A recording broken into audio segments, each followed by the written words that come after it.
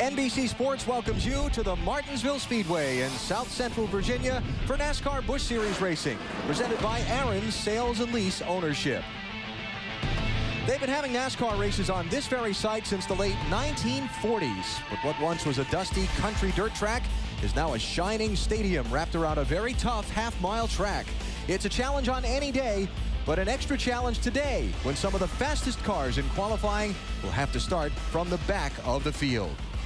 There is a threat of rain in the forecast. Afternoon thunder showers have peppered this area from time to time, and they are in the forecast again for this afternoon. So the start of this race has been moved up to just about a moment from now. A field of 43 drivers are strapped into their machines along pit road. They'll be getting the command to fire engines in just seconds, and we'll get this 250-lap race underway. If you follow NASCAR, you're very familiar with the Victory Junction Gang Camp, founded and run by Kyle and Patty Petty for children fighting serious medical issues. 3 of their campers who are from this area are getting a very special honor right now. And now for the most famous words in motorsports.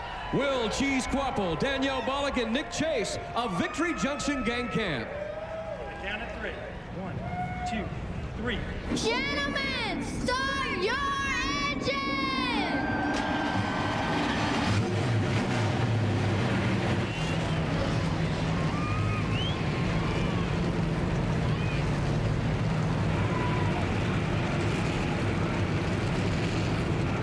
So the field of 43 drivers fires up, getting set to take on this very tough racetrack for 250 laps of NASCAR racing. Let's go trackside and explain why some of the fastest cars in qualifying will start up front as normal, but some of the fastest in qualifying will start at the rear of the field. Here's Dave Burns. Alan, today there are 8 drivers doing double duty between the Nextel Cup race in Pocono, Pennsylvania, and this Busch Series race. And they had to get from Pocono this morning, when final practice was fogged or rained out, to this track in order to take their qualifying runs. Some made it, some didn't. Among those who did make it, Clint Boyer in the 2 car. He made it on time to take his qualifying lap. He will keep his pole position, start this field first. Denny Hamlin in the red 20 car, he did not make it on time. Left about 45 minutes after Boyer, and he will not be able to keep the qualifying position done for him by substitute driver Eric Amarola. He will have to go to the back of the field. 5 other drivers are on the lucky side of this equation, including current points leader Kevin Harvick. He will start in the 5th position and keep that position today. To Lindsay Czarniak. Usually, if you're talking about a Sauter in this series, you're referring to Johnny Sauter. But today, we're talking about his older brother, Jay. This because Jay qualified 2nd. He hasn't led a lap in this series since 2003, but I just talked to him minutes ago. He said, my car, my program keeps getting better from week to week. Today, I have a car that could win this race. Today, I have a car that makes me look like Johnny. Alan? Lindsay, thanks. With Wally Dallenbach, Alan Bestwick, welcome to a track where racing is a full contact sport. Wally, this is one of the smallest tracks on the NASCAR circuit, but it's far from the easiest. Why? It's like a train wreck waiting to happen. I mean, this place is busy. You're busy all the time. You're on the gas, not for very long. You get on the brakes. You're in the corners turning. You're running into people. You're getting run into. I mean, this place is rough on the drivers as well as the race cars, but that's what makes it so fun. It's short track racing at its best. Heavy traffic all day long for the drivers today. Now the guys who have to go to the back, Denny Hamlin, Kyle Busch, with fast race cars. How are they going to get through that traffic to the front? That depends. I mean, you have to look at what the strategy is going to be and where the yellows fall. I mean, some of these guys are going to think about going 1 pit stop only.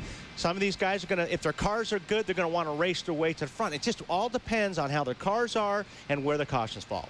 It's part of the fun. We'll have to wait and see and find out. Let's take a look at the starting lineup for today's race. You heard from Dave just a minute ago. Clint Boyer set the fastest lap in qualifying and did make it here in time for qualifying. So Jay Sauter with a great run like Lindsay was talking about. Denny Hamlin to the back. And a long day ahead. Championship leader Kevin Harvick in row 3. There's another guy, Kyle Busch, to the back. Reed Sorensen, got to go all the way to the back. Yep. Stephen Wallace, son of Rusty, inside row 6.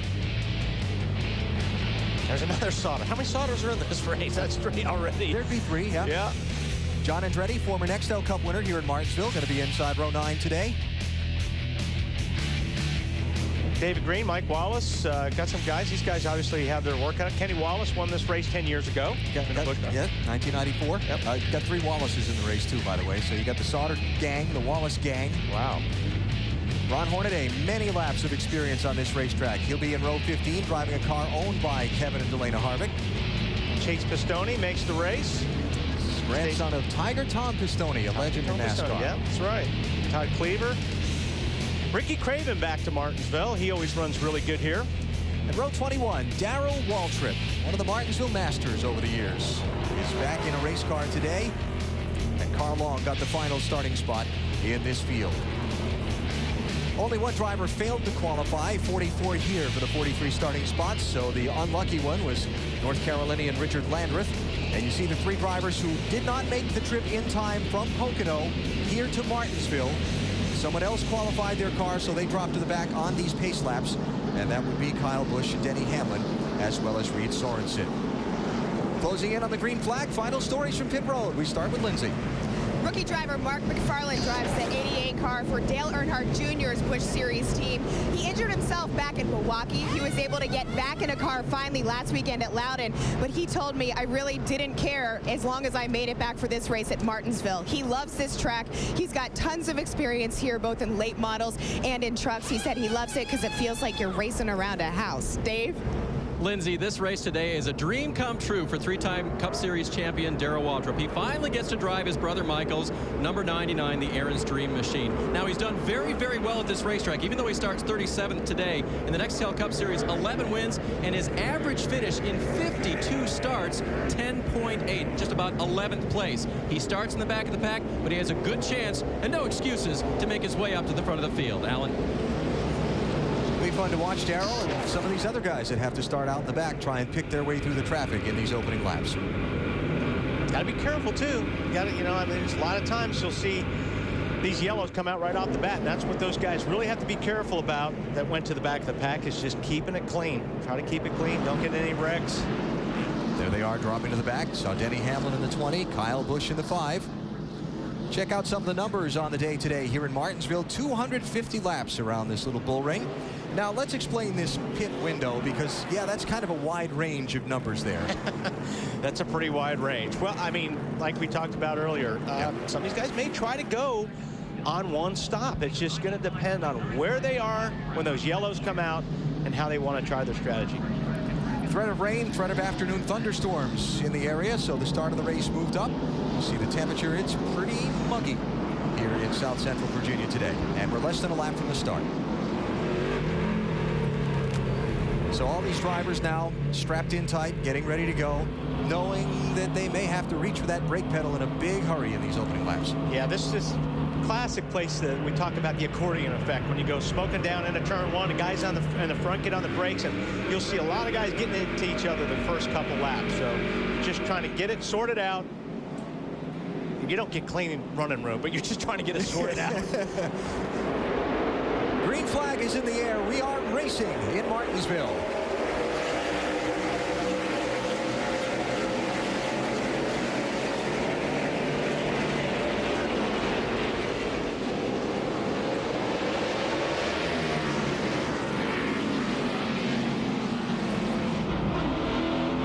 Team clean so far.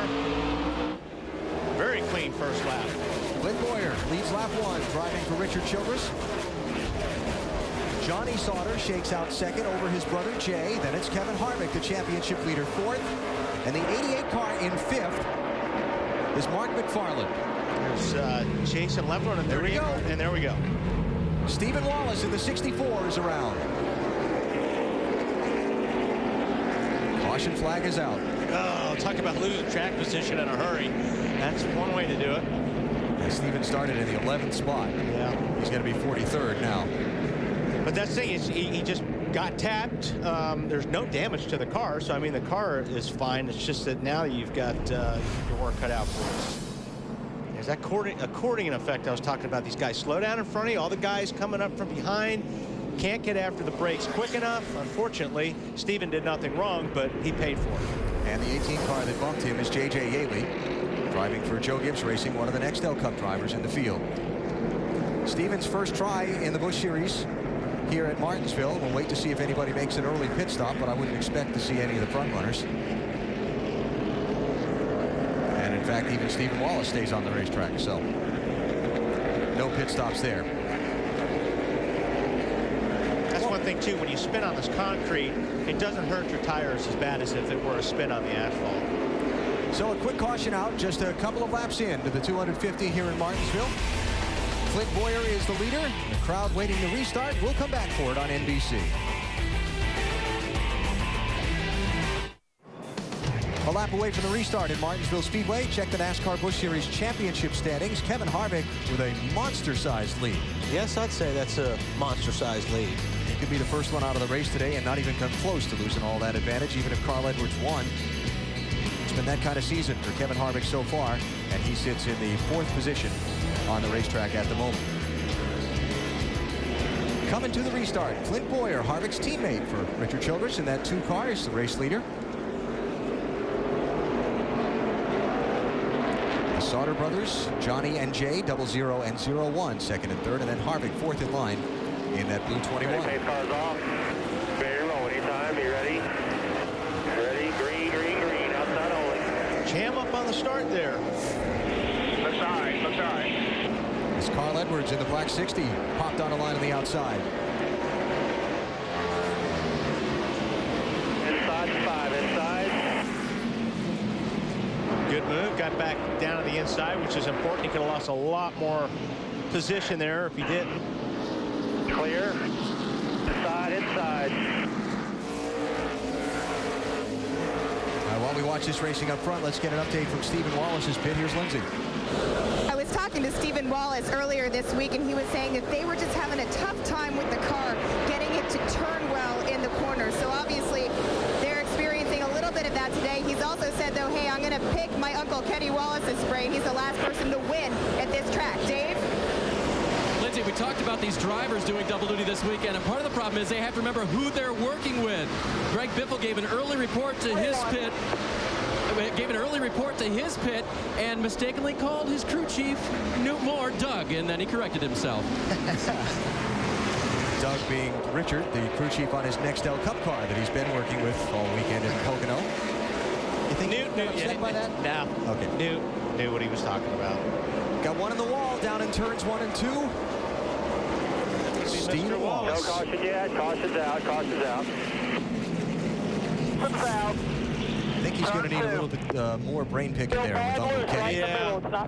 I think that started way back here, too, on getting in a turn 1 by, looks like the marks on the racetrack. Remember, we dropped that track. Steven's dad, Rusty, was here. They had an open test day for these Busch Series cars on Thursday because it's been so many years since this series raced here. And his dad, Rusty, drove the car in part of that test to help him get it set up. You know, I didn't want that stick. It's not been a good day so far. 2 cautions, both for Stephen Wallace in the early going here in Martinsville. You can check out an in-depth preview by Benny Parsons of tomorrow's Nextel Cup race up in Pocono Raceway in Pennsylvania, including his pick to win. NBCSports.com. I think everybody's picking the same guy to win after the last race up there. And he's in this race today, too, right? Yeah. He'd be driving a red 20 car today. That would be Mr. Hamlin. Yeah. Denny Hamlin starts on pole for the Nextel Cup race tomorrow at Pocono TNT with live coverage starting at 1:30 Eastern Time. Kevin Harvick in 4th.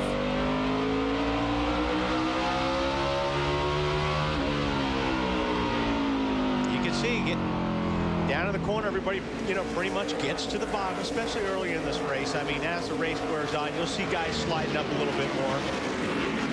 It's hard to get underneath somebody to make a pass. Now you got a good run off here. He may take a look, but got to be careful not to drive in too deep. You drive in too deep, you slide up into the guy.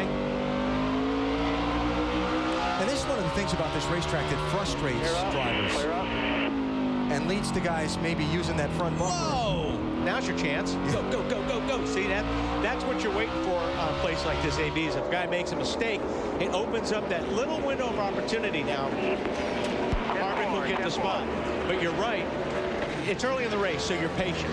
But after you get done watching the same rear bumper for 40 or 50 or 60 laps, you start getting more frustrated and you're trying to figure a way around. That's when guys start running into each other. Kyle Busch and Reed Sorensen, 5 and 41, moving up after starting in the back of the pack. That's going to put Kyle up to the 30th spot, Sorensen to 29th.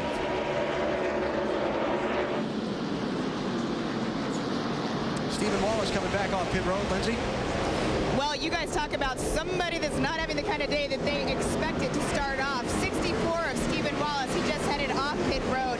He came in and he was all fiery over the radio. You can imagine. He was upset because he said J.J. Yaley got into him initially, caused him to spin. That caused them to try to go faster to get track position. And from there, you guys saw what happened. He went into the wall, came down. They had to fix and tape the car all up. And hopefully, he's hoping to be able to inch up. Dave?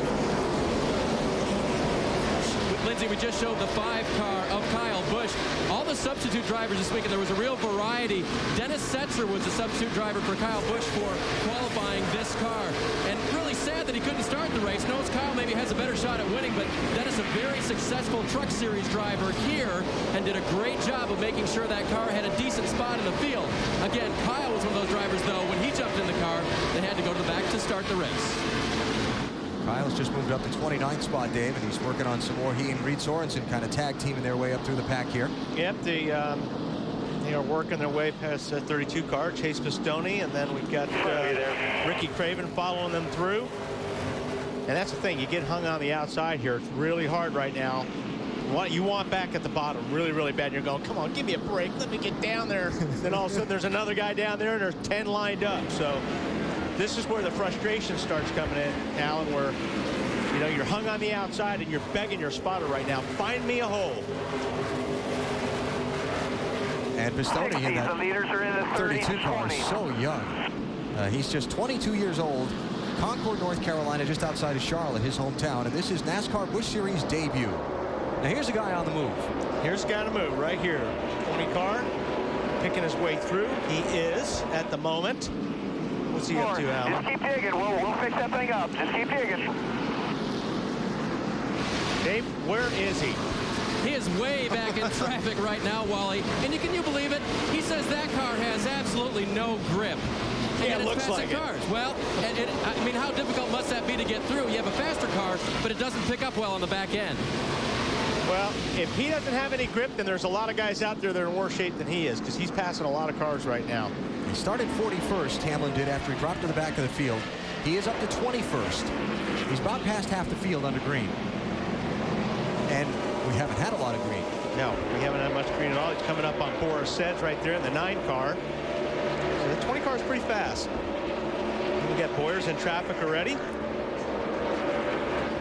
Race leader Clint Boyer. He's last Saturday in New Hampshire, led 127 laps, had the dominant car in the race, and lost. Yeah, he definitely had the dominant car. Team made a call when to bring him into pit road. Just after they came to pit road, the yellow flag came out, and he got caught way back in traffic and only could get back up into the top 5.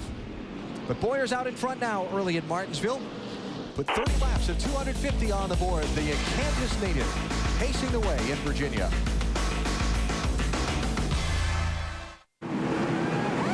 Caution is out here at Martinsville Speedway. Ricky Craven from Maine has just gone for a spin. Lindsay? Car is down on pit road, and right now they are changing the left side tires. They said that he was having a problem with the left front tire. It was locking up, and it was causing a problem on the outside of his car. So hopefully they think these changes they made might help him get back in the race. Guys? Show you what happened to Ricky Craven to put us under caution for a 3rd time today. I see him right down there. He actually got run into by Regan Smith, but just nipped the outside wall. Just a little bit, but not too much down. It's not going to really affect the way the car handles at all. There's the damage on the 14 car. Haven't seen a lot of Ricky Craven in a race car over the last 6-7 months. Look at how low those tires. It's just amazing. Look at the left front of that car. Yeah.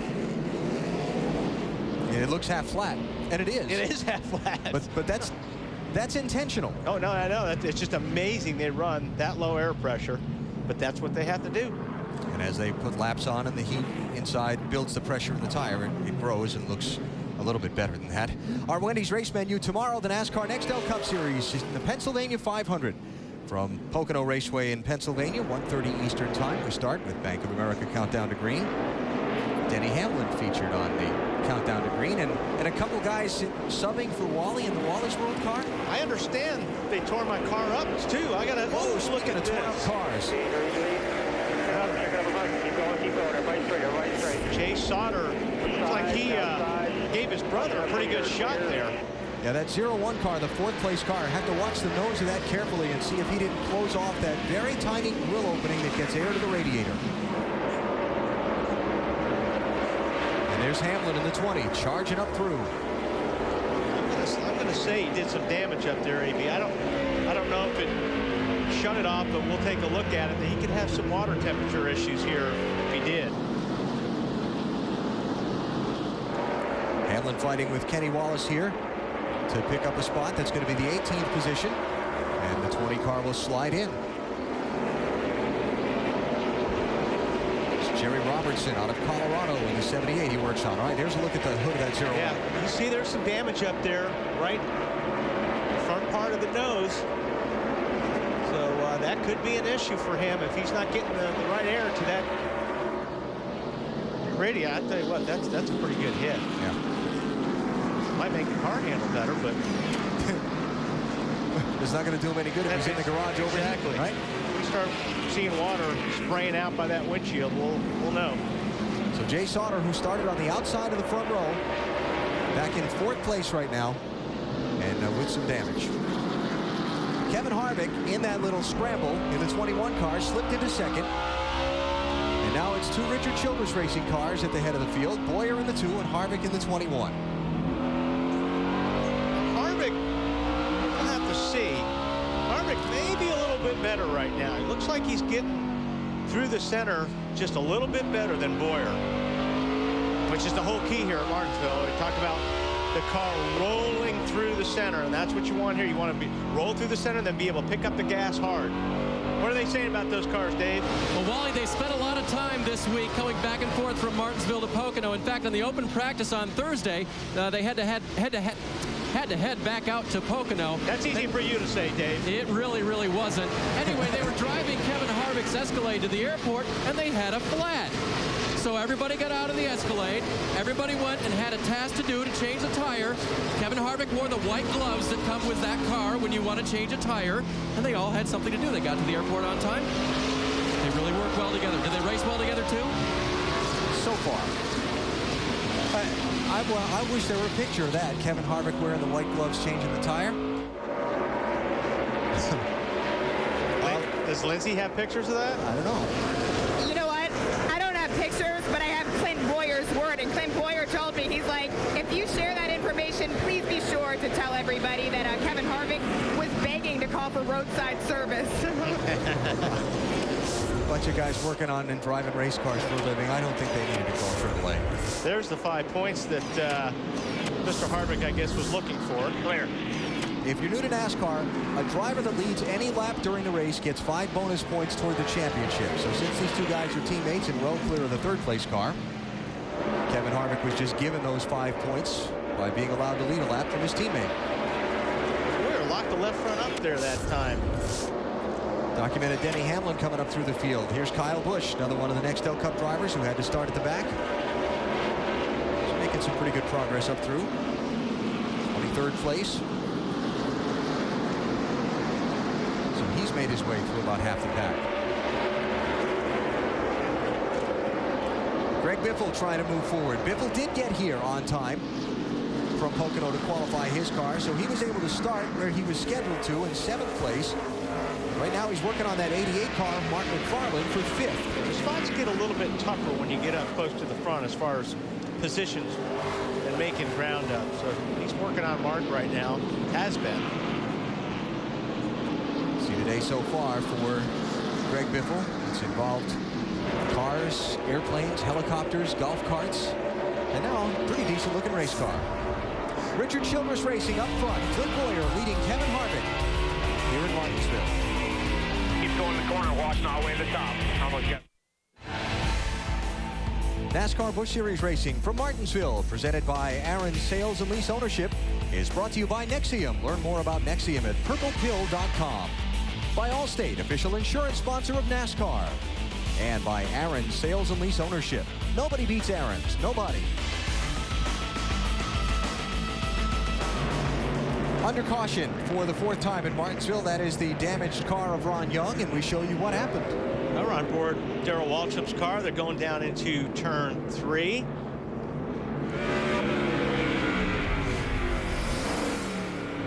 I bet you we got a better shot of that. I bet you we do too. And we'll show that to you in just a second. None of the front runners stopped, although 8th place J.J. Yaley did make a pit stop under this yellow. Everybody else that came down pit road was running mid to the back of the pack. All right, let's try this again. There's where the shot we're looking off at turn 2. There's Ron Young on the high side. In the red car. Red car. Dell's got a pretty good head of steam going down in there, and he takes a look, and contact is made. And Ron Young gets the short end of the stick. And as would be typical here in Martinsville, driver A would say, well, he came down on me, and driver B would say he ran all over me. Dave? So, Alan, J.J. Yaley described his car as super, super tight, which wasn't a good thing. They decided before this race started, if they had issues with the car, they would stop as soon as they could after lap 50 and never pit again. So they raised the track bar in this stop to make it handle better, and I don't think they want to go into pit road again. They'll have to wait for the rest of them to sequence out, and hopefully J.J. can end up at the front of the pack. So, Dave, let me get this right now. I know my math can be shaky sometimes. And so do we all. But they're looking to go 200 laps on a tank of fuel here. That is what they would like to do. Enough cautions, Alan, and they can do it. Wow, they're going to need some serious caution flag. Of course, what we've seen already in this race, they may get some serious caution laps. Like Dave said, that's what they would like to do. I'm sure they would love to do it, but we'll see. All right. So we'll put that one down. David Gilliland's going to get penalized for speeding on pit road in the 84 car. And we're a lap away from going back racing. Sunoco, the official fuel of NASCAR, has teamed up with Orange County Choppers to benefit the Victory Junction gang. If you'd like a chance to win the Sunoco Orange County Chopper benefit bike, log on to victoryjunction.org and look for the Victory Junction Gang Camp Sweepstakes or pick up an entry at any of Sunoco's participating retail locations. So Clint Boyer leading.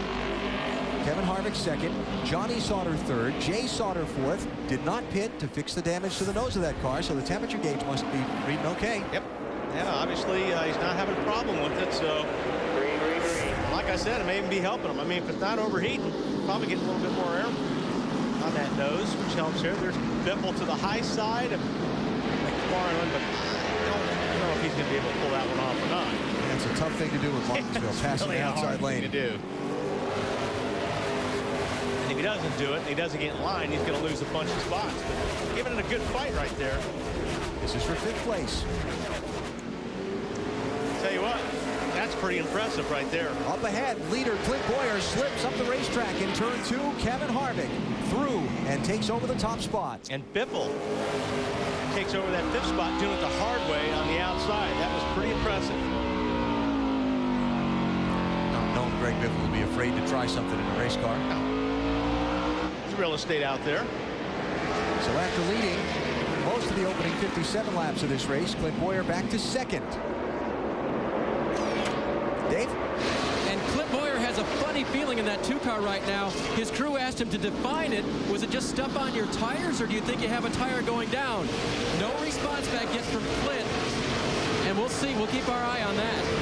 You know, and I noticed a couple of laps ago, Dave, twice he locked the left front up in the middle of 3 and 4. I don't know if that's, you know, something that he's having a problem with, but I did see some smoke come off that left front tire a couple times.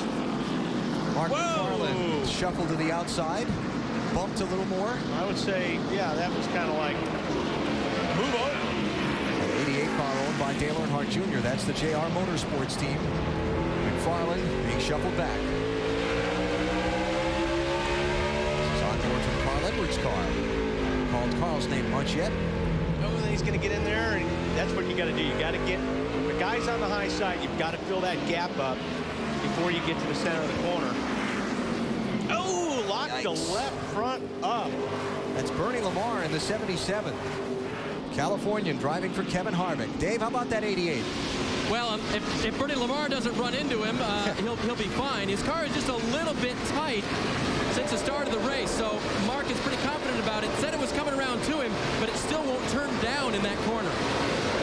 Well, he's in trouble now, Dave. He's got a bunch of cars lined up, stealing spots away. There goes Mike Wallace, and in the 1 car, 20 cars beside him now, Denny Hamlin, and John Andretti's going to try to fill that gap up here in a second. So Oh, we might get a break right there. Got in line. I tell you, all due respect to the guys leading this race, but that 20 car of Denny Hamlin, that's a fast race car. Up to 12th right now. Kevin Harvick out in front. Here at Martinsville Speedway, you're watching NASCAR on NBC.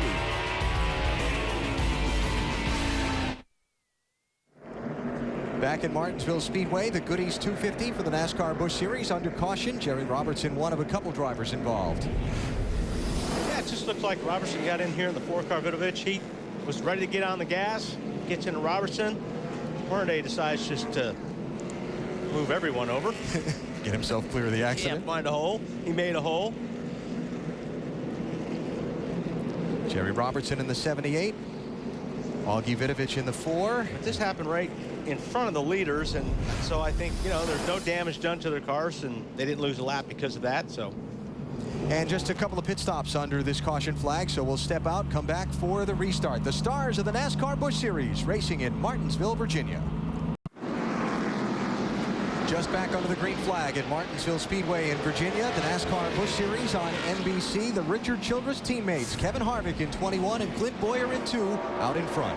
Nothing's really changed too much. I mean, really the top 6, 7, 8 guys have just been running nose to tail. That slow car they were just going by is Randy McDonald in the 72. At the 20 car, Denny Hamlin is up to 9th position. Let's get you a quick top 10 check through the field. Down on pit road, we start with Lindsay and the race leader. We'll talk about a qualifying effort paying off for Kevin Harvick, who just took first. Kevin said that he was hanging out at Pocono up there, and he said, you know what, I'm getting tired of sitting around. Let's just go. Let's fly to Martinsville. So his team got here early. As you can see, it's paying off. He currently rides first. He says he will come in on the next caution. Dave? Clint Boyer running in second. The team and Clint have reasoned that the condition of his car, a little bit of rubber buildup on the tires. That caused his car to get a little bit loose. It allowed Kevin Harvick to take the lead. Clint says he's okay. The 00, Johnny Sauter right behind him, and Bosch is out again, guys. Greg Biffle in trouble in turn 2. 66 car with some damage. He was running 5th and has taken a pretty good shot. Yeah, he's got some damage in the right front. It's going to be 4,300 a second. And obviously the right rear. And the way that trunk lid is mashed in, that rear spoiler is covered up. And I don't know whose radio that is. that's going to be tough for him to race like that. Let's see if any of the leaders pit here. The weather is threatening. The skies overhead have grown a little bit dark, but the leaders are going to come in. Paul Menard will stay out, the 6th place car. All the other front runners at the head of the field are going to come down pit road. Lindsay? Yeah, you see Kevin Harvick coming in the Coast Guard car. They're going to give him 4 tars only, but like I told you guys, he is so thrilled with his car right now. They're happy about their position. They don't want to blow that. Dave? The 2-car of Clint Boyer is all the way around the racetrack, almost toward the exit of turn number 2, has the first pit stall, which means he'll have a clean exit, which is a very good thing. His car was a little bit tight coming up off the corner, wanted to push toward the wall. So the team is going to make an adjustment in the air pressure category. The pressures on the 4 tires they change will be a little bit different. Crewman down, but he gets right back up. The rear tire carrier corrects it. And now going for the jack on the left side. Put the left side tires on. He'll try to win the race off of pit road. Here comes Harvick. It is close, guys. Give that one to Kevin Harvick. Yeah, 21 has got some damage on the back of his car there. It looks like Little contact on pit road, maybe? Let's see if it happened right here. No, actually, I saw it when he was coming in pit lane. Okay. Yep, Harvick by a nose off the pit lane. NASCAR Busch Series Racing from Martinsville, presented by Aaron's Sales and Lease Ownership, is brought to you by Smooth Busch Beer and easy drinking Busch Light. By Best Buy, thousands of possibilities, get yours. And by Carfax. Big shuffle in track position off the exchange of pit stops a moment ago. Went back racing for a half a lap, went back under caution. This is for 90, Matt McCall got into the wall between 3 and 4, and you see him up on the high side, and more than likely we're going to see a little bit of a contact here. Actually, the 77 car of Bernie Lamar got into the curb. When he hit the curb, it bounced his car up into Mr. McCall's car. Dave? And a shame for Matt McCall. They were playing the track position game and stayed out on this last caution. Had pitted earlier. Matt not completely unhappy with the car and just trying to, as we say, make up that valuable track position, and got caught back there. Actually got caught in that wreck. So lots and lots of caution flags as we approach the halfway mark of this race. We're under the 7th yellow. We're only at lap 85.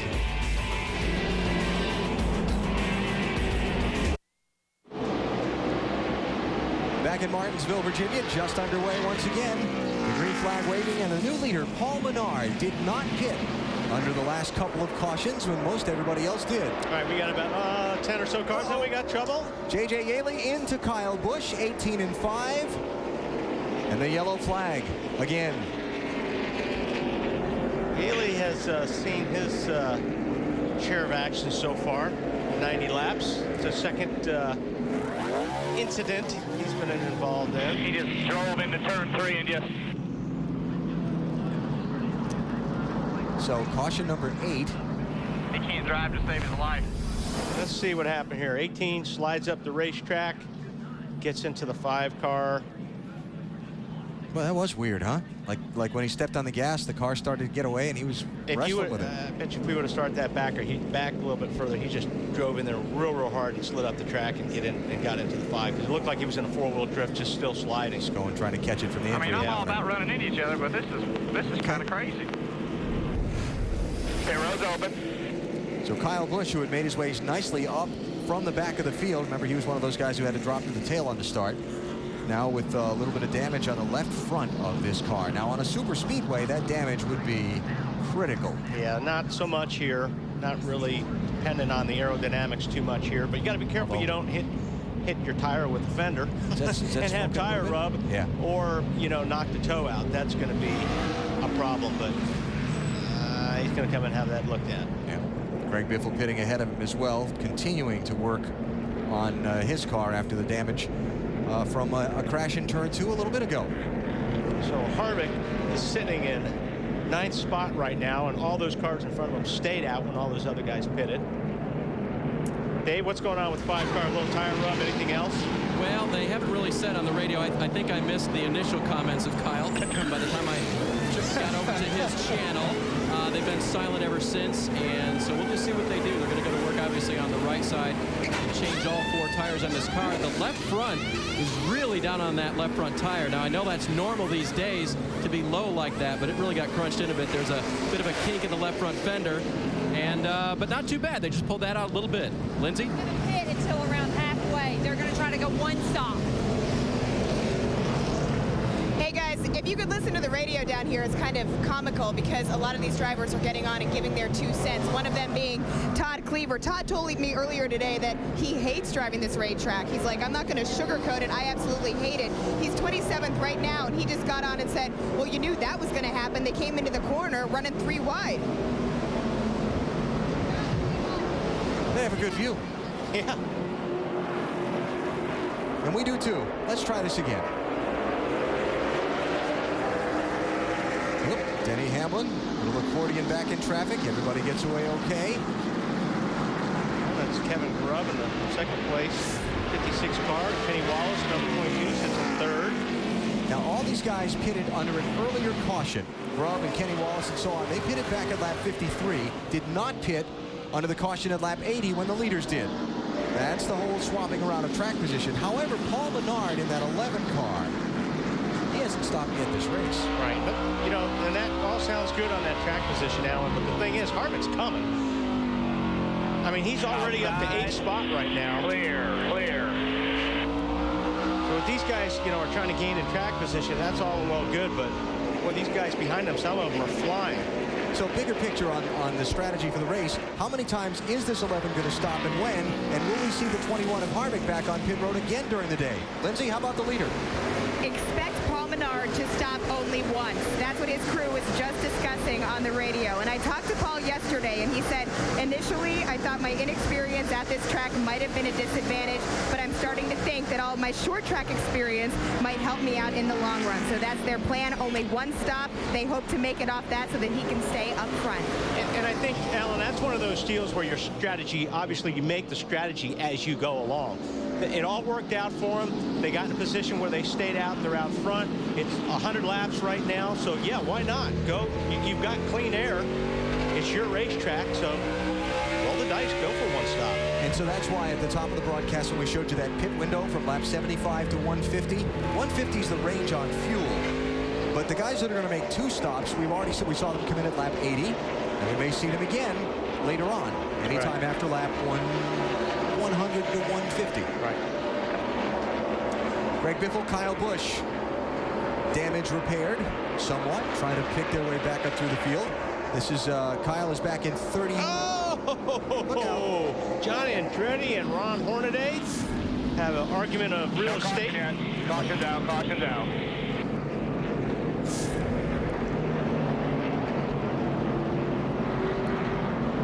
You can always tell the way somebody puts a car in gear if they're mad or not. Let's say Ron's not too happy. Coming off turn 4 here. Oops.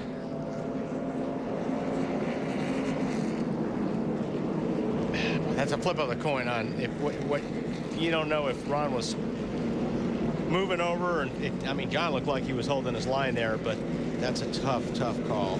Now here's an interesting thing about this. The car that just crashed, that one, is owned by Kevin and Delana Harvick. Kevin now was right behind John Andretti on the racetrack when that happened, and will be on the restart. That'll be interesting. Here's the leader on pit road for what would be his, you like that? Yeah. for his, what Lindsay just told us would be his one and only stop in this race. He's going to make it at lap 103. Lindsay? Yeah, lap 103. So you guys think that he can make it on this one stop? They're bringing him in. I know the plan off the bat had been to change 4 tires. So they'll bring him in, do what they can do, get him out as quick as possible so that he can try to make the most of good track position. Guys? Yeah, I don't think there's any question he can make it on fuel from here to the finish. The question is, how does the strategy flip out? Can he get his track position back by the time the checkers wave? Already caution number 9. Not even to halfway at Martinsville. Ouch.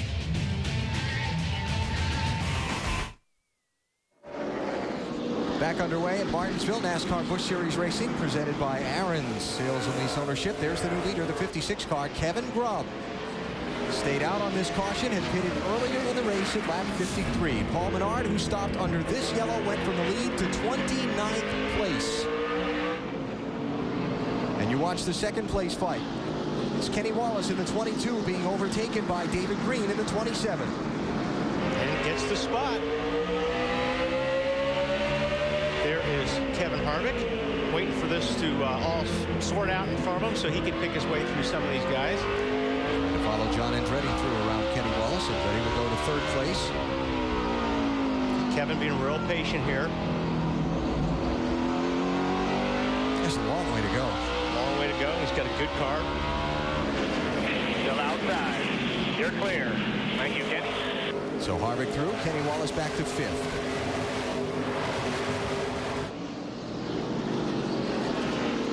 Is John Wood in 6th in the 47, running right behind this race. Harvick has managed to separate himself from Clint Boyer. Remember those two guys back and forth there in the top 2 spots. Boyer has fallen. He's in 8th spot. Hasn't made his way up through the traffic as quickly as Harvick has.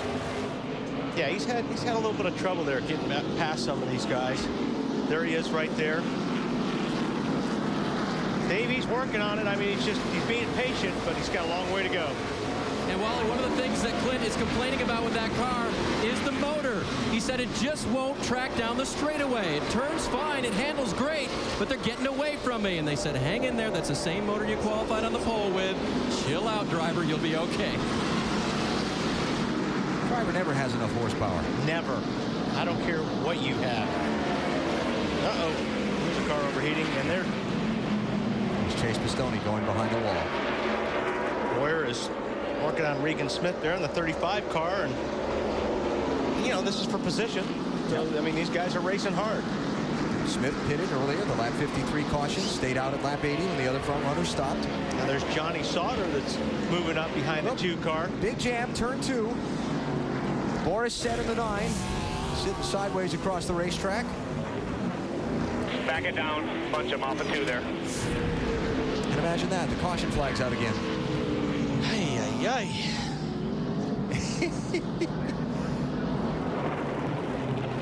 All right, let's figure this one out. It looks like Boris just gets tagged. Not sure who's doing the tagging there. That's Danny O'Quinn in the 50 for Roush Racing.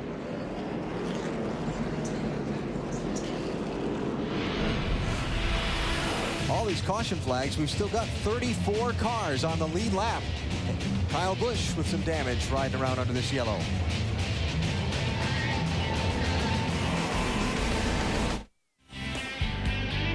The Goodies 250 for the NASCAR Busch Series, live on NBC Sports from Martinsville Speedway in Virginia. First time the Busch Series has run here since 1994. And a good crowd has turned out to see it. Seen the pace car leading a lot of laps so far. Boris Said involved in this latest spin. Lindsay? Says that he was spun by Danny O'Quinn Jr. He was spun out, though. They just brought the car in. He's happy with the car. So all they did was give him 4 tires and fuel, and they sent him off on his way. He currently is 33rd.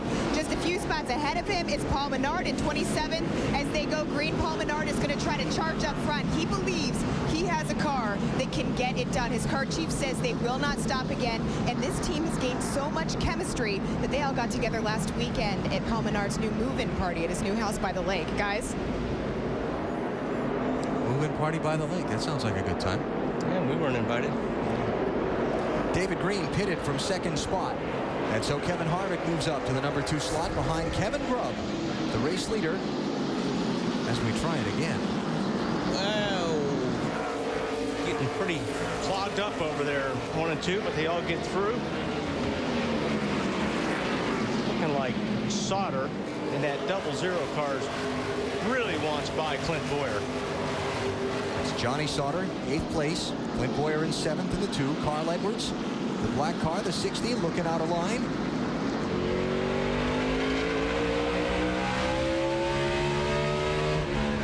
How about the 00 in Sauter, Dave? They have been to pit road, Alan. They did adjust on that car. The last report from Johnny is that it's very good. The last report from Clint Boyer, just ahead of him in that 2 car, is that that motor is not just sort of low on horsepower. That's really bad. Wally, I think this might be a legitimate motor complaint this time. Are you sure, Dave? I'm never sure about you drivers, Wally, but Clint, the way he's been talking about it, I think he thinks something's very wrong with the 2 car. Keep an eye on it. Hopefully he can get to the finish. As Boyer came into this race 3rd in the Busch Series Championship standings. Greg Biffle, Darrell Waltrip knocking around. As pressure on the lead, here goes Kevin Harvick. Front tires inside. Boy, Grubb's fighting him pretty hard. It's the lead. He's not going to give it up, is he? Inside, he's there. Not going to give it up, but it's tough to hold those new tires back. So back to the point, Kevin Harvick. As we come up on halfway. Now, we've been talking a lot about strategy in the race. Who's going to pit again, who's not, that kind of thing. With weather threatening, as this race crosses halfway, that complicates the crew chief's call even more. Because if it should start to rain after halfway, and for some reason they couldn't get the track dry and get the race restarted by dark, then it would become an official race. You don't want to be the guy who calls your man to pit road just before it rains. Right. You know. Yeah, I mean, you know, you're sitting there looking at, we talked about it, you're looking at Harvick right now. He gets enough yellows. Maybe he won't come in anymore. Yep. There's a lot of those guys in that position, so yeah, this is where the crew chiefs start to feel the heat a little bit. So Harvick back out in front, 3rd time he's led this race.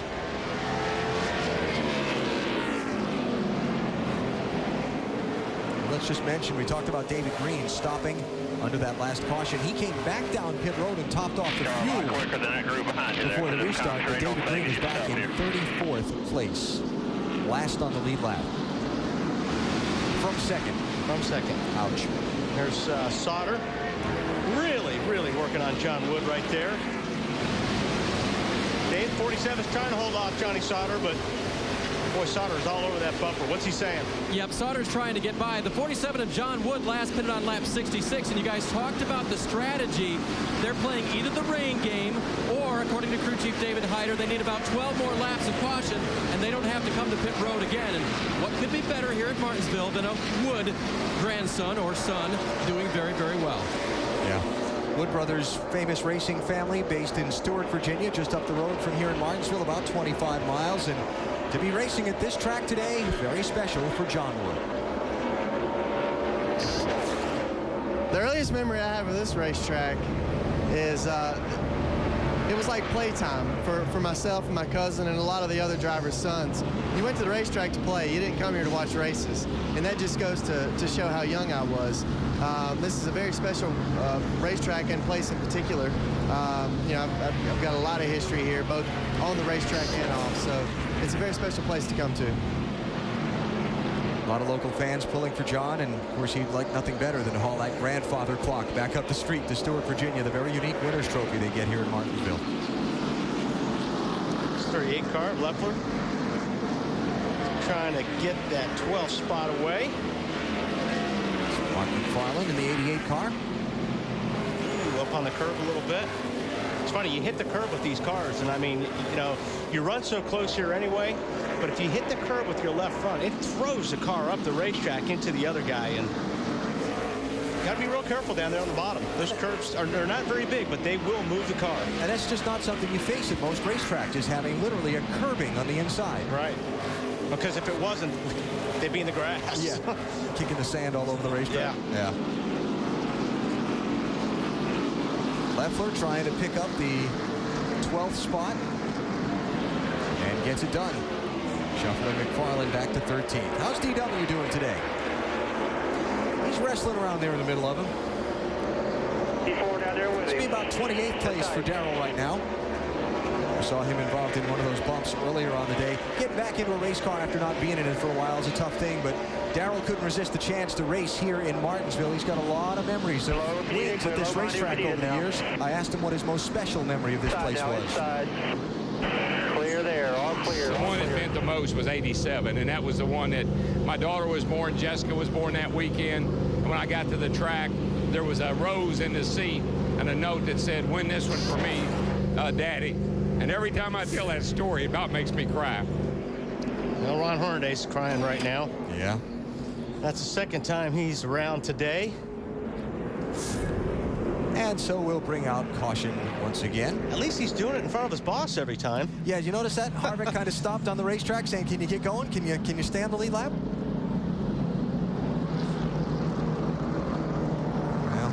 There's damage there, but I can't remember which wreck that may have come from. Oh, that right rear stuff was from, no, the left rear was what John got him earlier.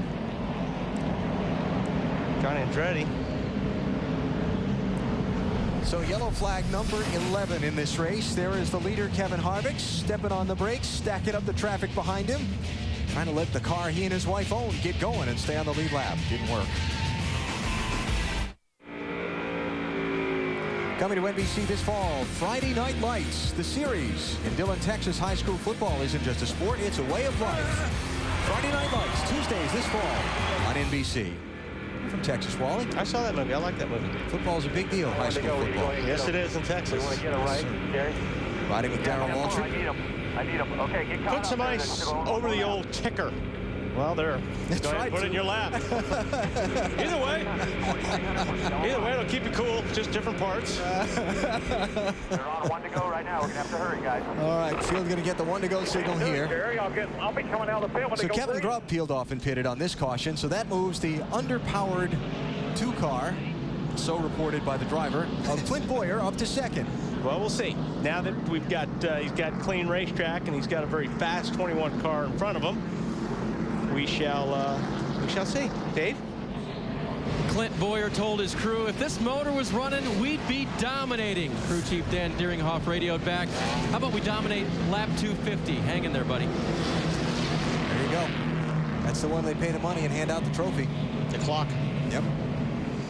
Racing for the clock. You've seen one of those, right? Yeah, very cool. You don't have one of those. A grandfather clock? Yeah. Sure I do. From this racetrack? No, but I've got a grandfather clock. Just checking. Do you have one, Alan? Heck no. Okay. Silly. What a silly question.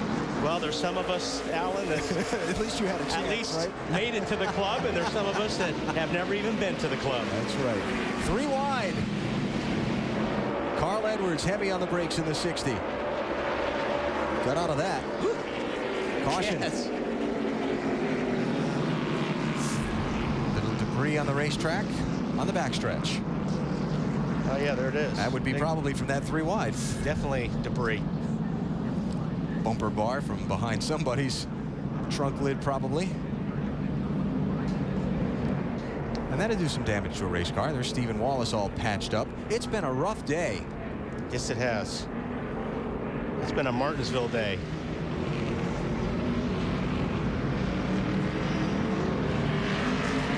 Ron Hornaday, the lucky dog on this caution, back on the lead lap. That'll be 34 cars still in contention. But Kevin Harvick's been the man up front for the last while.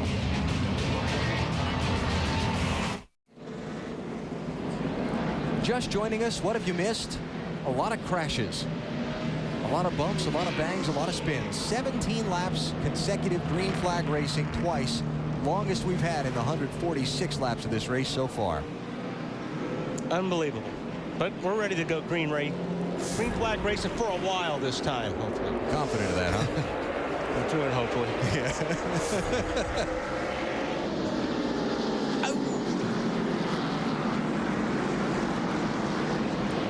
Go. Kevin Harvick leading, Clint Boyer second, John Andretti third, Reed Sorensen, one of the guys that started in the back in that 41 car, up to fourth. Kenny Wallace rounds out the top 5. Now, we like to do this during green flag racing. Let's see how we make out. Here's a top 10 through the field. Lindsay, start us off. We begin with Kevin Harvick, who is exactly where he wants to be, still right up front. You will not see Kevin Harvick down on pit road again. That is it. He is through. And he had been on the radio coaching his teammate Clint Boyer before, saying, Clint, come on, don't worry. Patience, patience. You can get around him. And Dave, you can tell me about the 2 car. Lindsay, when the green flag came out, Kevin Harvick stepped on the gas and took off. Clint Boyer stepped on the gas and did not take off. He radioed, see ya. He's still not happy with the 2 car. Lindsay? Well, John Andretti is somebody that is happy with his 10 car. He's very, very happy in what he's seeing. They made some changes on the last stop, but he, again, is done. They are not going to bring him any longer. They're going to take advantage of the track position that he's got. Right behind him, and actually passing him as we speak, is the number 41 of Reed Sorensen. Reed says he was doing well before. He's starting to have some brake issues, but as you can see right now, he just made that awesome pass underneath. Doesn't look like he's having many issues any longer. And then 2 cars back, Kenny Wallace in the 22 car is inching up. Kenny Wallace loves this racetrack. Of course, he's the last driver in this field here who wanted this track back in 1994. He said, man, everything about this place looks different, but man, the memories sure do feel sweet. Martinsville at that time was our biggest short track race of the year. You know, we had Hickory, you know, we had Pulaski County, we had Myrtle Beach, but if you won here at Martinsville, you got a grandfather clock. And that's what Martinsville is all about. It's a hard racetrack, and to win, you get a big grandfather clock, and boy, is it a feather in your cap. Kenny Wallace said he'd love to fill his entire living room with Now, Denny Hamlin soldiers along in the 20 car. That car's a little bit tight in the center of the corners, but at this point, the crew knows they can't bring him on pit road. They cannot give up the track position that Denny currently has. Lindsay, back to you. Carl Edwards in the 60 car continues to make his move up. He's currently moved up to 6th position. He had been saying that his car feels about 50 degrees hotter than it normally does, and you all know how hot it is out here today, so that absolutely can't be comfortable for him. But he also says he's feeling hot just from the fact that he's having to pull double duty. Of course, he says it is what it is, and it's just about loving what you do. For me, it's kind of an adventure, you know, it's a lot of fun, and that's kind of how racing used to be for me. You know, you drive to a different track, you know, on different nights of the week, and I think it kind of reminds me of that a little bit. It's fun. Carl Edwards trying to make his move up beyond the leaders. Dave? Lindsay, on Thursday, NASCAR Busch Series officials allowed competitors on the track for an open test session. Johnny Sauter was one of those. He got about 130 laps on this track. Very good information for crew chief Harold Holly. He said they tried 4 different setups, took a little bit from each one to get what they had today. Lindsay? Jason Leffler just made a move in the 38 car. Jason Leffler went up to 8th position. He had told me earlier that he too enjoys this racetrack, but he wants to end up in the top 5 because he feels like that's what his car is capable of. Dave?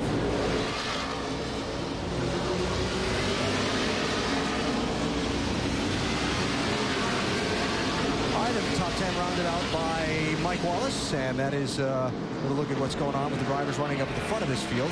And have we just beaten that 17 laps? I think we have. No. We're gaining on it. We're close, though. We're close. All right, we got to get another 4 or 5 laps in. Okay. But they're trying not to. Yeah. Top 2 settled in.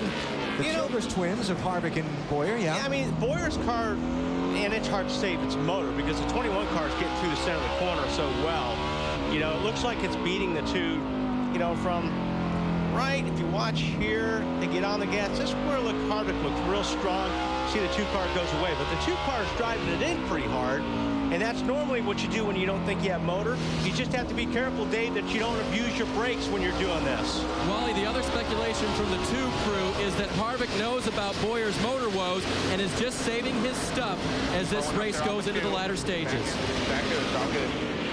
We'll find out. This is a tough place on equipment. Check out a racer 4th here, Denny Hamlin. Remember, started at the back because he did not make it here from Pocono in time to qualify this car. Tore his way up into the top 10 by lap 70, but wasn't able to stay with some of these other guys through all the traffic and the different people on different pit schedules. He just got around John Andretti and moved himself to 4th. Yeah, I think now that he's got clean racetrack, so to speak, he's still a little track position. I mean, these guys are a little bit of ways ahead of him, but they get another caution. That's going to erase all that gap. You may give these guys run for their money. Leaders in traffic putting the lap on Carlos Contreras in the 12th car. Clint Boyer hanging right with Kevin Harvick, but it has been the NASCAR Busch Series championship leader who has been out in front for most of the laps of this race. Kevin Harvick at the point.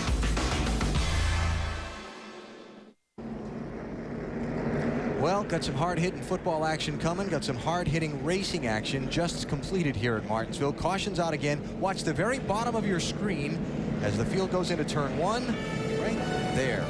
Looks like John Wood tags the 84 car of David Gilliland. And I mean, David wrecked that car. That car's done. Maybe a small track, but you're still going over 100 miles an hour when you head into the corners here. It's still a pretty hard crash. So Gilliland behind the wall. Wally, we did it. We went 18 laps. 18 laps. Of green. So a new race high of consecutive green flag laps. 18. And just a couple pit stops here under this caution. Football, Sunday, August 8th at 8 Eastern and 5 Pacific. NFL football returns to NBC with the Hall of Fame game. Of course, the day before, John Madden gets enshrined into the Pro Football Hall of Fame as a coach, broadcaster, and video game innovator. Question, he's left his mark on the game of pro football. And the Hall of Fame game kicks it all off for NBC. Sunday, August 6th, 8 Eastern, 5 Pacific. Lindsay, how about the John Andretti car running 5th? John Andretti currently sitting in 5th position. That's a good spot for him. That's where he wants to be. He was actually surprised about the performance that his car was giving him, but I just talked to his crew, and they said John was on the radio saying he feels his car is starting to go south again. It's having a problem with no bite, and what that means is it feels kind of like it's spinning on gravel, like it won't excel at the rate that it had been. So they're debating whether to bring him in. For now, they'll keep him out, but he's terrified to drop out of that top 5 position. I don't think I'd give up the track position at this point. Exactly. Got 160 laps into this race. Darrell running 28th, lead lap. Lap cars coming. Coming. Carl Edwards running 6th. Kenny Wallace. He's in the 12th spot right now. And the race leader. Amazing how the guy that's leading the race, it looks the easiest for him. It's funny because Randy LaJoy, former series champion, was the guy that practiced this 21 car yesterday for Kevin Harvick while Kevin was at Pocono attending to his next Cup Series business. Randy's not hasn't had the best of equipment to race the last couple of years. And I watched Randy get onto this car after running it for a long time in practice, and he stood up and he said to the crew, this stuff's easy when you got a good car. This is very true. Actually, I talked to Randy about that too at the summer shootout down the road, and we were talking about the same thing. I actually got to drive Kevin's Cup car at Pocono a few years back when he was doing a Busch race, and it was the same thing. You just get out and go, wow. Yeah. Very nice stuff. So Richard, doing a good job over there. Good equipment, and it shows. They're running 1-2 right now. Paul Menard, the Neon 11, trying to make his way back up through. Remember, he was the leader when he stopped at lap 103, fell to 29th. And all these caution flags, he's only made his way back up to 16th. Kyle Busch right behind him has made a couple of pit stops with damage to the left front of that 5 car. Yeah, Kyle's been beat up pretty good today in this race. Here are the two guys I think we've got to keep an eye on. Reed Sorensen in that 41. We haven't talked a lot about him, Wally, but he came from the back, made his way up through the traffic, is hanging right with, and actually closing, was just before that yellow, closing on these front two, and then Hamlin right behind him. You talked about if he got a caution, you could close the gap. He got his caution. Right, so we've got these 4 cars right now, which are probably the 4 best cars at the racetrack right now. We shall see who's got the best. And it looks like you said, the 41 car looks very strong right now. Dave, the 21 is still setting the pace. And Wally, I just wanted to add what you guys were talking about with the Richard Childress Racing Busch cars being really good this year. Kevin Harvick is a runaway points leader at this point. And when they were deciding when to leave the Pocono Raceway early this morning, they based their decision on the fact that they had the championship to think about. Other guys waited it out a little bit longer because the championship wasn't a big deal. They could go to the back here today and not be as in bad a shape. But they wanted Harvick to qualify the car. They wanted Harvick to be able to stay up front in his position and hopefully win this race. And that is one thing they're on their way to doing today. He's got 75 laps to go for Harvick. And if he would be able to win, it would be his 4th of the season. Yeah, they have been pretty dominant. Boy, these guys are just, you know, you're talking about the beginning of the show. These guys are working hard right now. Yeah. They're driving hard. There's a lot of traffic. These guys are fighting for every inch of racetrack right now. The cars are not handling it very well. Now clear. It's a workout. On board Darrell Waltrip.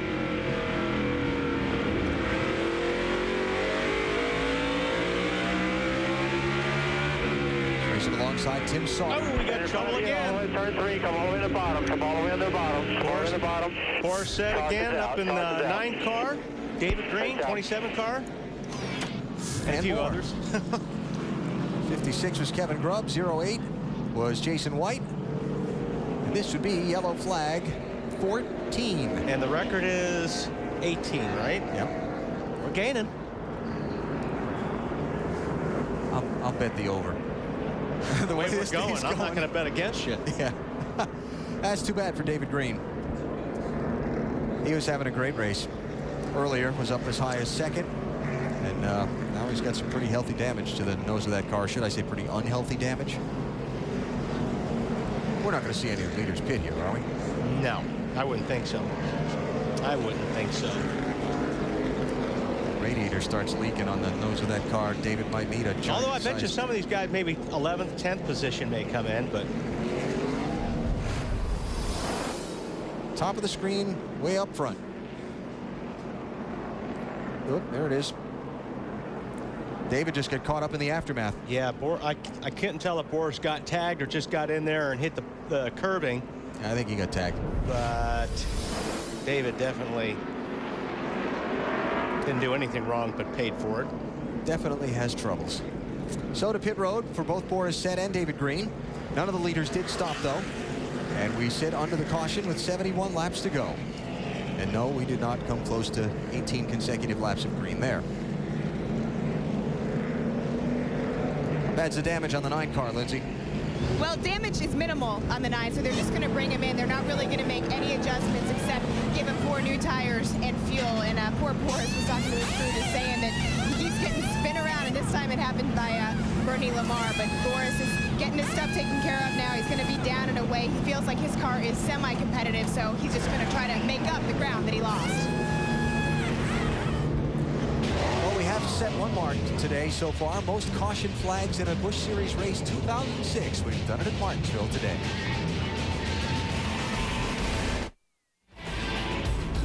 August 6th, NBC Sports will be proud to bring you the All-State 400 at the Brickyard. One of the great races from one of the great places. That's for sure. Love going there. Already. Motor Speedway. Here we go, back to green. 20 car jumps underneath the 41. Hamlin trying to take that spot away from Reed Sorensen. Two drivers who started at the back of this field have made their way into the top 5. Hamlin's car, one of the fastest qualifiers in the field, trying to get up there, a race with Harvick and Boyer. Sorensen's not having any of it yet. Hanging tough on the outside. And we talked about that earlier. That's tough to do. Yeah, it really is, but he's there. Racing for third place, Lindsay, is Reed Sorensen. Yeah, talk about kudos to a guy that wasn't even able to practice much in his car. Reed was down here, of course, Thursday for the open test, then went back to Pocono. Now he's sitting in third. He just moved up from fourth to third. I talked to his crew chief, Brian Patty, who said he was extremely happy with how Reed is getting as far as communicating with the entire team. He feels like they've got a car that can win this race. And Reed just got on the radio, said the car feels really, really good. The brakes were giving me a problem before. They've stopped chattering a little bit, but as you can see, he's hanging right around third and fourth, guys. Little bump. Yeah, gave him a little shot. He may give another one. Who knows? That was good. Good hard racing. Yep. Denny Hamlin to third. How about an update on the 20, Dave? And Alan, I think that shot to the back meant, boy, I wish I'd been able to start with this car qualified. Remember, Eric Amarola qualified this car, but Denny had to start at the back when he was the replacement driver. And after the first lap, he was in 39th position. Just think what he would have been able to do if he'd started at the front of this pack. And that first adjustment and only adjustment they made on the car might have been a little bit different. But Dave, this goes back to something you talked about earlier with Kevin Harvick. While Reed Sorensen and Denny Hamlin have been charging as hard as they can to get up through the traffic, using up their equipment, Harvick and Clint Boyer have, for the most part, been up front and able, especially Harvick, able to set a little more moderate pace. Yeah, you don't have to abuse your stuff. Those two guys that were running side by side just now probably used their brakes more than anybody in the field for those 5 or 6 laps. They were both trying to get the edge, getting into the corner, and they were just pounding on the brakes. So yeah, the guys up front, they're just running their pace, nice and easy. Johnny Sauter did finally get by John Andretti for 5th spot, so the 00 car. And these guys back here are looking for another yellow. Yeah. Not on purpose. Yeah. But they just might have one the way they're bouncing off each other. It's stacked up, and there's a, you know, these cars are running very, very tight, nose to tail. And you're looking for that one little mistake the guy makes. And even if a guy gets a little bit sideways, you're going to try to force the issue. Oh, there we go. Todd Cleaver. Like that. Yellow flag. John Wood was involved in that. Got a left front tire that is completely flat on the 47 car. So I'm sure he'll be hitting pit lane here pretty quick. Todd Cleaver, 26-year-old from Sun Prairie, Wisconsin. Driving for Roush Racing. Let's take a look.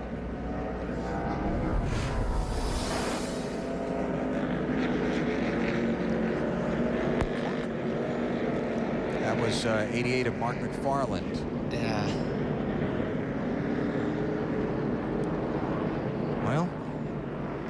Well, I mean, you're looking. Hey, like, if you get to somebody's bumper going into the corner, you're gonna spin them out. So, not sure. We've seen that like 2 or 3 times today, so I don't know what's going on. You had that look in your eyes like, is there really a need for me to call that one? Yeah, the brake pedal's on the left. I don't think they've moved it. The brake's not in the middle? Left of the gas pedal. Oh, okay.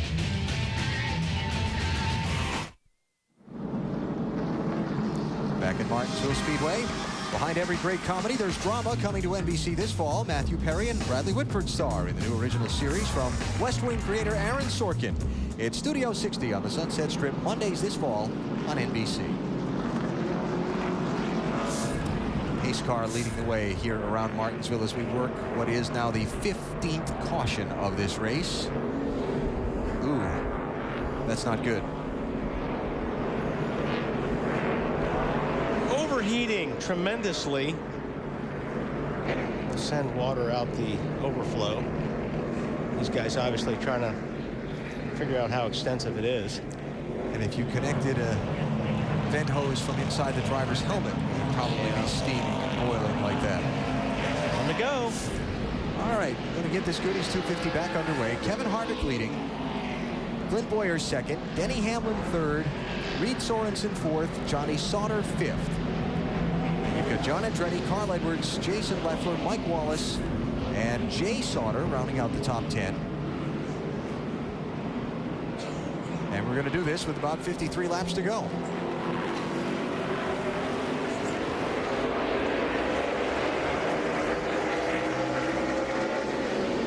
Hamlin all over Boyer. 20 trying to pick up second spot. He thought about going to the outside. I think he thought better of it. Ooh, Mike Wallace slipped to the outside. He's going to lose a few spots coming off of 2. Up front, these guys very nose to tail. There's Mike. He lost quite a few positions there. Running in 9th right now is Mike Wallace in the 1. There's Paul Menard in that 11. Still trying to make his way back to the front. And we've got trouble in turn 2. Augie Vidovich around in the 4. Caution flag is out. We're going to get that record, Wally. I was going to say, did you really need to make a pit stop at all today? Yeah. With all these cautions. Yeah, probably one. So the young Californian, Augie Vidovich, 25-year-old from Lakeside in the Golden State, has had trouble for the second time today. As evidenced by looking at the front end of that car.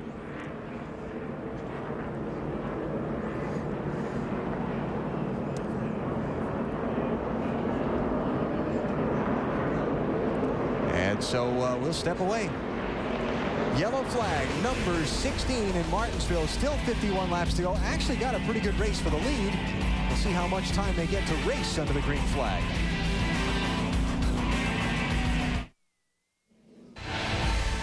NASCAR Busch Series Racing from Martinsville, presented by Aaron's Sales and Lease Ownership. It is brought to you by FreeCreditReport.com. Log on to FreeCreditReport.com and get the score. By new Reese's Peanut Butter Cups with caramel. And by Aaron's Sales and Lease Ownership. Nobody beats Aaron's. Nobody.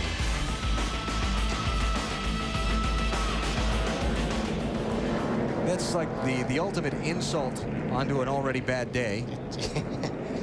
It just keeps getting worse. David Green driving around a minute ago under the caution flag with the hood folded back over the windshield. Trying to find his way back to his pit stall while keeping the hood from flopping around with his hand, and not too good. Here is our FreeCreditReport.com pit summary. Difference in the race so far, strategy, all of your top 5 pitted together under the caution at lap 80, while Paul Menard was 6th at that time. He stayed on the track, pitted from the lead at lap 103, and he's back in 15th. And that's tough, because that's he's got a lot of good race cars in front of him right now that he's got to pass, because nobody else is coming in anymore up front for pit stops. So he's got his work cut out for him. Pretty well summarizes the strategy that's gone wrong for exactly. the 11th car today. Let's summarize the race thus far this afternoon. Threatening weather when we went green just after 3:30 Eastern time, and we saw this a lot. Yellow fever. Lots of it. Stephen Wallace gets turned around. One of 2 incidents to say he will be in. There's 14 car. Gets a lot of guys just getting turned around today. That was Ricky Craven, J.J. Yaley, and Kyle Busch, 18 and 5 respectively. Big mess and traffic jam there. Here's John Andretti in the 10, Ron Hornaday in the 33. Yeah, Ron's had one of those days as well today. Yeah. Morris said, hey, who hit me? It's been in a couple of those as well. 16 caution flags in this race. The longest green flag run we've had today, 18 consecutive laps. That was between laps 147 and 164. 5 different drivers have led today. Kevin Harvick has been out in front for the most, 104 of the 205 laps that we've run. There is the record. We're getting there. We are. 45 laps to go. We'll make it. That record's been a long time. 1984 was when that record was set. So. Now, of course, they didn't race here between 1994 and That's 2006. Still, we're part of history here. Yeah. Always like being part of history. NASCAR race coverage continues tomorrow on TNT. The NASCAR Nextel Cup Series at Pocono Raceway in Pennsylvania. Unlike this little half-mile bull ring, that's a big 2.5-mile super speedway. Denny Hamlin on pole position. We start with Bank of America Countdown to Green at 1:30 Eastern Time, TNT, tomorrow. Great fight for those guys trying to get into the chase for the Nextel Cup. All those guys in that great big pack. Some nervous drivers right now. Just in and just out of the chase. Be a good race. That's tomorrow TNT. Let's go back to it here in Martinsville with Kevin Harvick leading Clint Boyer, Denny Hamlin, and Reed Sorensen. Good restart for Denny Hamlin in the 20 car. Boyer throws a little bit of a block going down the straightaway. Yeah, he did. No flagrant foul there, though. No. What Harvick's got to be looking in the mirror going, okay, you know what, enough's enough. These guys are getting close, getting serious. Paul Menard in the 11, Kyle Busch in the 5, Regan Smith in the 35. All these guys scrambling around back for 14th, 15th, 16th spots. I tell you, I don't, you know, you wonder if I can't see Kevin Harvick not using everything he's got at this point in the race, but Clint Boyer is right with him. I agree with you. You were watching an almost. I was watching, yeah, okay. Something else going on. But tell you what, the two cars all of a sudden pretty good in the center where he wasn't earlier in the race. Clint Boyer led the first 45 laps of this race before Kevin Harvick got by him. And he's all over Harvick right now for the race lead with 40 to go. The problem is he needs for Harvick to make a mistake, which is going to be unusual. Yeah. Let's take you back through the top 10, a little through the field, and check on the leaders. Lindsay? You guys talk about Clint Boyer inching up on Kevin Harvick. Kevin Harvick and his crew chief feel that this car has everything it needs to stay in the lead spot. They feel good, but Kevin is being very, very quiet right now. The key is silence because his crew chief is brainstorming. They're trying to make sure that he doesn't give this up. Dave? Lindsay, Clint Boyer driving that 2-car very well, as Wally said, on the back end of the 21 now.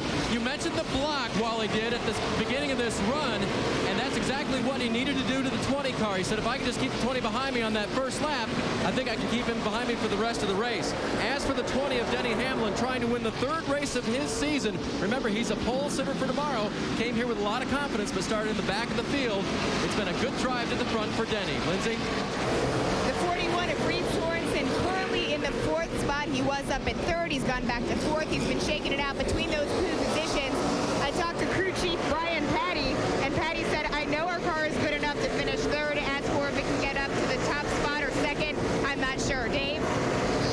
Crew Chief Harold Holly on the 00 has been doing a lot of work on this team recently. In fact, the car they're running today, they're calling Generation 3, the 3rd generation of cars that Harold has been making for Johnny Sauter. Last week at Loudon, a Gen 3 car finished 6th. Today, they run 5th. Lindsay? John Andretti in the 10 car. We talked to you guys a while back when Andretti was in the 5th spot. Right now, he's one back in the 6th. He had been concerned that the car was starting to fall off, but right now they feel as though it's getting better and it's actually turning a little bit easier out of the turns. And as for Carl Edwards, who sits right behind him, this morning at qualifying, I talked to Carl. He said, when I came back from Pocono, I thought qualifying was at 11 o'clock this morning. I thought we had missed it. He had no idea, so good for him. He gets to take advantage of good position. Alan? He was able to jump into his suit and get out and qualify his own car. As Edwards bangs on John Andretti's back bumper for 6th, you saw in the box while we were doing through the field, Clint Boyer took his stab at Kevin Harvick for the race lead. Yeah, he was working on it pretty good. Here he goes in down into the corner, and I'll tell you what, he was, I mean, you know, good save for both of them. He wasn't there, he wasn't far enough on Harvick to really give him any room. Uh-oh, we got Kyle Busch spinning around again. Up in turn 4. No caution yet. Now the yellow's out. And I've got a feeling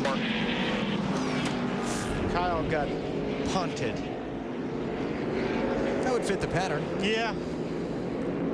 Question is, by whom? I believe it was by Mike Wallace, or it was in the vicinity of Mike Wallace. We'll look for conclusive evidence. Meantime, yellow flag 17 has slowed us with 31 laps to go. Kyle Busch had kind of a tough day. Has been on pit road a couple of times with left front damage from contact. Looking ahead from Darrell Waltrip.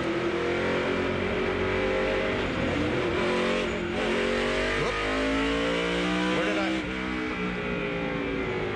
I guess we missed that one. There.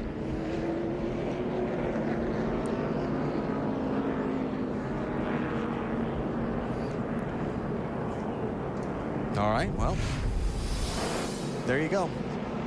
So Kyle Busch back in 28th place. We are under yellow at Martinsville Speedway. 31 laps to go. You're watching NASCAR on NBC. Closing in on the finish, cleaning up from the 17th caution here today at Martinsville Speedway in Virginia. One away from tying the record for most cautions in a Busch Series race at this track. I want it, Alan. If we're this close, I want the record. You want to be part of history. Yeah, absolutely. So I hope they don't let me down. Dave? Well, I'm going to try to slip in here real quick to Dan Deringhoff. And, you know, Clint's been racing his teammate Kevin out there pretty good. Does he have a shot? I think we do. We're just kind of waiting until the end of the race here and really trying to save our stuff. No reason to go out and lead a bunch of laps right now with all these cautions. So we'll see what happens at the end. You would like to have him lead the last one, though, wouldn't you? I didn't hear you. You would like to have him lead the last one. Oh, yeah, of course, the last one. That's the only one to lead. Lindsay? Dave, I just talked to crew chief Todd Barrier, who's up here working very hard, and Todd just told me that, you know, as far as Clint trying to get beyond Kevin Harvick, he said, Clint, by the way, is going to need a ride back to Pocono. Alan? Wow, another big block, AP. Yep. He gets on the high side this time. Hamlin gets up, doesn't do it, but obviously Clint Bowyer's having some trouble getting through the gears, you know, with that engine, and that's why he's putting the block on. And that, you know, it's good thinking. That's what you got to do. Just tuning in, Bowyer has complained that he's underpowered in that 2-car all day. Although that's the car that started on pole, and he's been racing for the lead for some time with Kevin Harvick. But it seems like on the restarts, Harvick gets away, then Bowyer tracks him down. Yeah, the car just doesn't seem like it wants to accelerate through the gears. And he is right there. Problem is, for Bowyer, Harvick's bumper, rear bumper, all the body panel stuff is loose, so I'm thinking if you're going to push him out of the way, you're going to have to go a little bit further than the rear bumper. Hey, this is the time of the race you start to think about that. But the problem is, he's your teammate. And just to elaborate on what was said earlier, Bowyer is supposed to ride back to Pocono tonight with Harvick. And we've got a new record. Uh-oh. Not yet, you don't. Now you do. Or we tied the record. I should say we tied the record, right? Tied the record. Okay. Caution number 18 is out at Martinsville. Darrell Waltrip. Feels like they're flat or whatever, flat spotted. You guys get ready. This is the most caution laps in a Martinsville race right now. The old record was in 1983, 79 caution laps. So we've hit 2 records today. We tied one. Tied one. Set another one. Top right of the screen, watch for that 99 car. Hey. He's going to get punted. Well, why shouldn't he? Everybody else is. Yeah. 36 car Tim Sauter.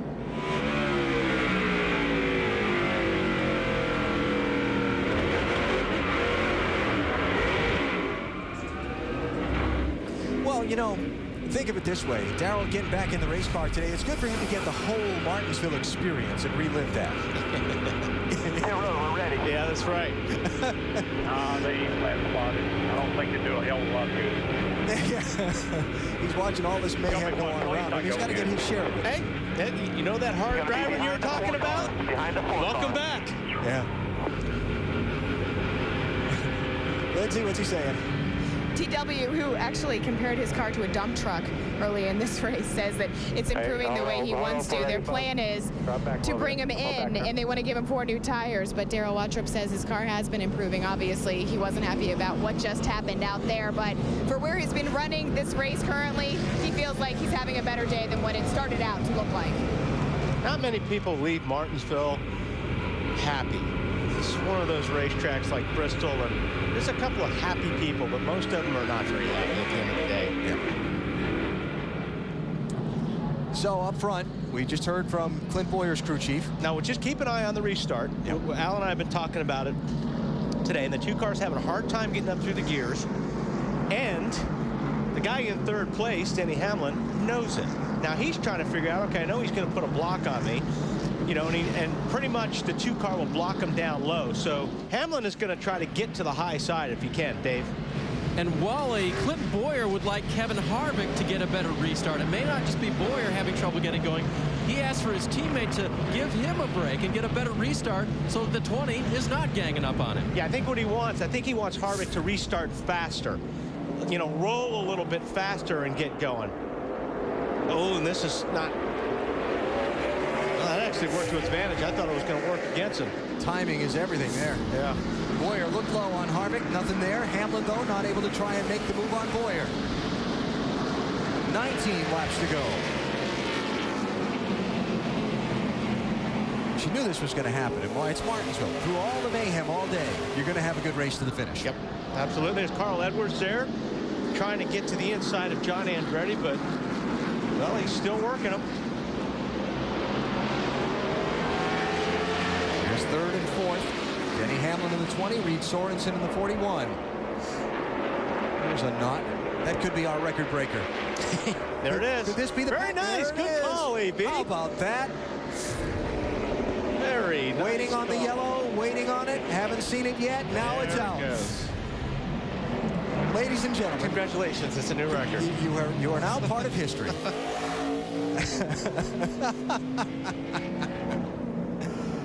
October 1984, 18 cautions in a 250-lap NASCAR Busch Series race. He's going to have a sore arm at the end of the day. I think that's the second flagger of the day. They're going to ice the starter's arm down like they do a pitcher's at the end of a baseball game. Todd Cleaver. It looked like Cleaver just got in there, and to me, on that shot, it looked like he got a little bit loose getting in. He tried saving it. May have bounced off the 77 car, Bernie Lamar, but regardless. End result was the same. End result was History was made. History was made. Bernie, you're a part of it. Or, yeah, well, Bernie's part of it. Todd's part of it. So another restart chance for Kevin Harvick and Clint Boyer and Denny Hamlin. Dave? And for Harvick and Boyer not to wreck each other, Richard Childress just called Martinsville Speedway, talked to the boys here. And that's no lie. They radioed to Clint. They said, Richard just called. They said, don't move him. Now, Clint replied, well, how am I supposed to win the race? And I guess, Wally, that's a hard decision. Boss says, don't move him, and you want Kevin to give you just a little bit of room, and Kevin doesn't want to lose a race, and that's hard. I'm sorry, Dave. I'm having a hard time hearing you right now. Yeah, exactly. That's exactly what Kevin and Clint are saying. We're just going to race. Can't hear that radio call from pit road, huh? Breaking up really bad. Gee, I hate that for them. You hearing Wally okay, Lindsay?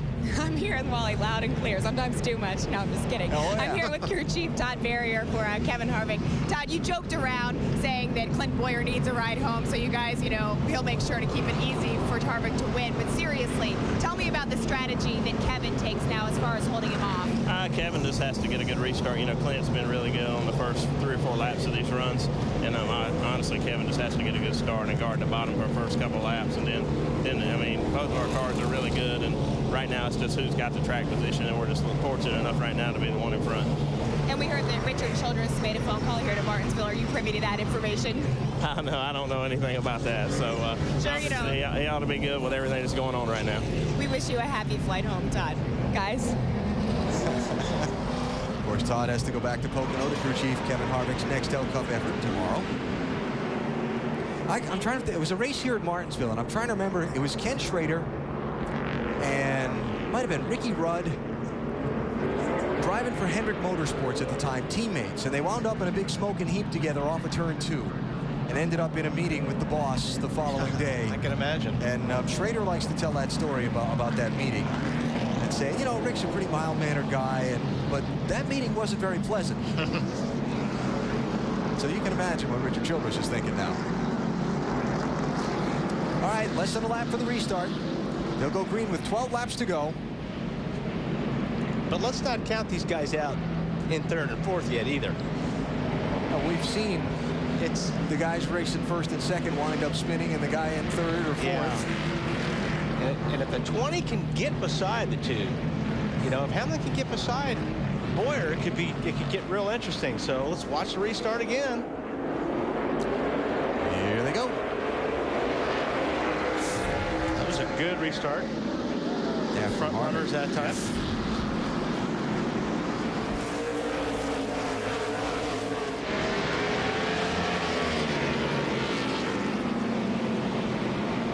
And Hamlin not able to do anything with Boyer on the get-go here. So right now it's Boyer trying to find a way around his teammate Kevin Harvick without moving him.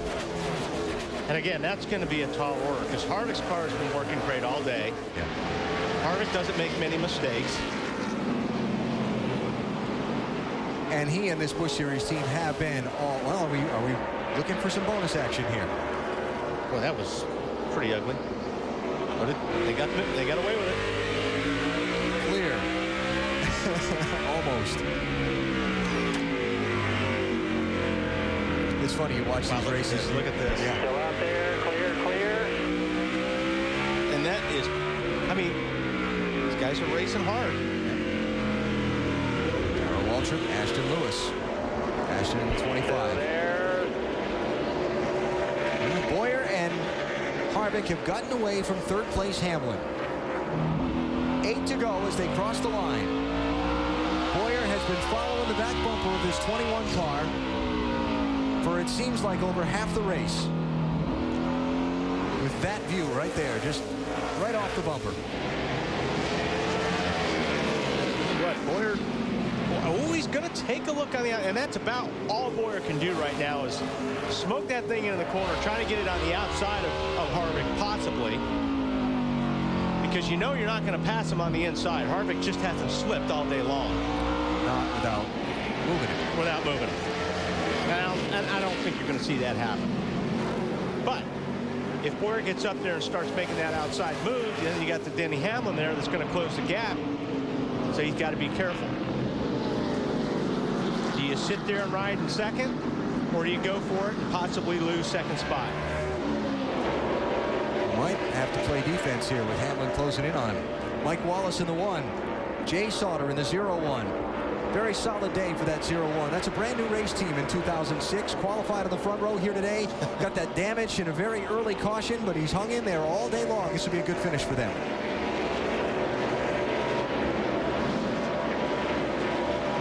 David Green, remember his car overheating earlier. Leaders go by him, starting to show some smoke from that 27. You know, here's the other thing about Boyer versus Harvick. Harvick's won 3 times this year. Boyer hasn't won yet. I don't think Harvick is going to feel sorry for... No, not my intention at all, but there's a little hunger there. Oh, yeah, there's no question. That 2 driver. And that 2 car should have won the... I mean, you know... Should have won last week. Yeah, really should have. That was one that they gave away. Didn't catch the race last week. Boyer, the dominant car up at New Hampshire International Speedway, made a pit stop under green. Caution came out. Got caught on the wrong end of the pit strategy and did not win the race. He is working Harvick over right now. He is. He's driving that car in hard. He's using any brakes that he does have left. He's using them right now. But then so is Harvick. He's running out of time. And this is obviously, you know, this is the hardest that these guys have run these cars all day long. I mean, it's time to go. But Harvick saved a lot of equipment for just this. Half mile to go for Kevin Harvick. White flag is up. Final lap in Martinsville. If the caution comes out now, the race is over. Boyer not able to stay with him off turn 2. Final set of corners to negotiate for Harvick. Boyer runs it in deep, but Harvick's going to hold on. Kevin Harvick holds off his teammate and picks up his 4th win of 2006 in the NASCAR Busch Series.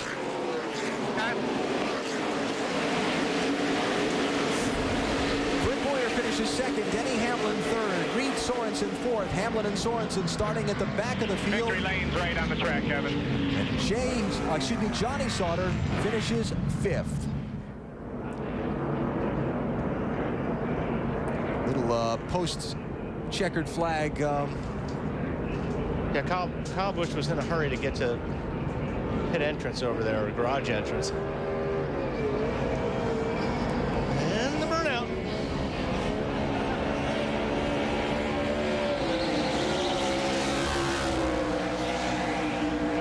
So listen to this, Wally. Kevin Harvick, his 21st career NASCAR Busch Series win. It ties him with Dale Earnhardt Jr., and Harry Gant. Wow. On the all-time Busch Series win list. That's a pretty exclusive company. I didn't realize he had won that many races. Yep. So Harvick doing the burnouts and celebrating. We'll get to victory lane when we come back to the Martinsville Speedway and hear from today's race winner and some of the other top finishers. Kevin Harvick taking the checkered flag. Victory lane set up on the front stretch of the Martinsville Speedway. Kevin Harvick will climb from his car there seconds from now to the applause of his team and the fans. Dave?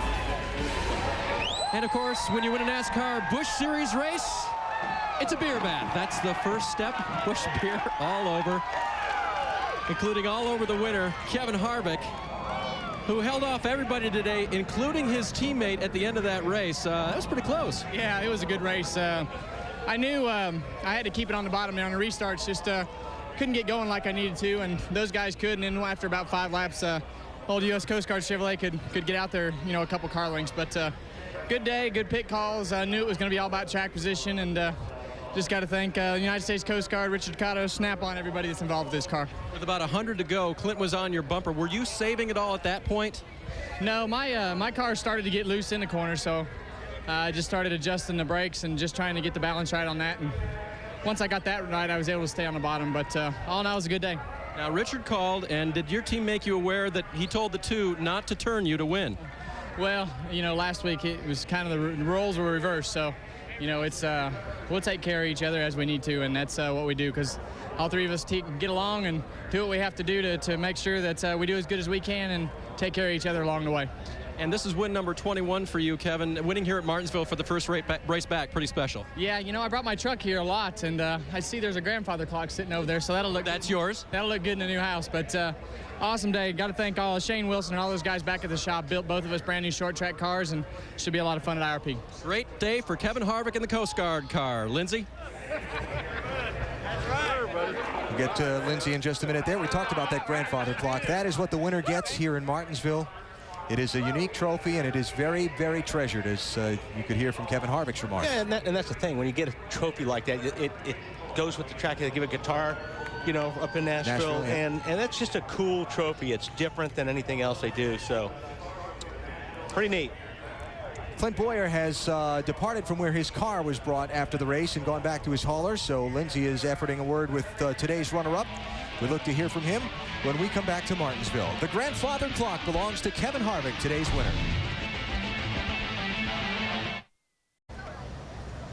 We're back at Martinsville with second place finisher Clint Boyer. Clint, I know you respect that Kevin's the point leader, but how tough is it to follow team orders like that? Oh, it's all part of it. It's all being a teammate. I need to ride back to Pocono. I'm riding with him, so I can't be knocking him out of the way. But no, all the guys on the Isidoko Chevrolet, all the guys in this whole Busch program, they work their tails off, and you know, it's showing. The guys on my team, that's 2 dominant cars in 2 weeks. I'm gonna get them a win. We just got to be patient with it, and when it comes, it's gonna come big. Clint Boyer, thank you so much. Alan? And a look at the finishing results from today's race in Martinsville. Kevin Harvick, the winner. Hamlin and Sorensen came from the back. Top 5s. Yeah, looked at that. Paul Menard wound up 12th. And you go down here. I mean, you know, there's a lot of cars ran good, but a lot of guys had a lot of problems today. Yeah. Found themselves backwards. Ron Hornaday was one of them a few times. Yep. David Green 31st after the radiator troubles, and the final 3 finishers. Tomorrow, 1:30 Eastern, Nextel Cup Racing from Pocono on TNT. We'll look for you then. Next, except on the West Coast, your local news. Then at 8/7 Central, it's Miami Vice Undercover. For Wally Dollenbach, Dave Burns, and Lindsay Zarniak, Alan Bestwick, so long from Martinsville. Kevin Harvick's your winner.